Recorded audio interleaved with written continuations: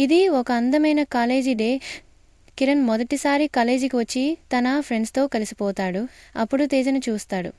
ఆమె నవ్వుతూ తన ఫ్రెండ్స్తో మాట్లాడుతుంటుంది. కిరణ్కు ఆమెను చూసిన వెంటనే ప్రేమ వస్తుంది. కొన్ని రోజుల తరువాత క్లాస్ ప్రాజెక్ట్ ద్వారా కిరణ్ తేజ స్నేహితులుగా మారతారు. రోజుకో మాట, రోజుకో నవ్వు, వీరి మధ్య బంధం బలపడుతుంది. ఒకరోజు కిరణ్ తన ప్రేమను తేజకు చెప్తాడు. తేజ కూడా మనసు తెరుస్తుంది.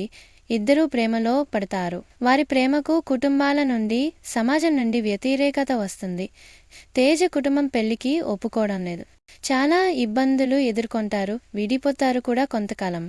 కొన్ని సంవత్సరాల తర్వాత కిరణ్ మంచి ఉద్యోగం పొందుతాడు. తేజ కూడా సెటిల్ అవుతుంది. వారి ప్రేమను కుటుంబాలు అర్థం చేసుకుని మళ్లీ కలిపేస్తాయి. కిరణ్ తేజ పెళ్లి పెద్దల ఆశీర్వాదంతో జరిగిపోతుంది. కుటుంబం, బంధువులు అందరూ ఆనందంగా ఉంటారు. ఇప్పుడు కిరణ్ తేజకు 2 బిడ్డలు, భవ్య మరియు బుజ్జమ్మ. వారు కుటుంబంతో కలిసి సంతోషంగా జీవిస్తున్నారు.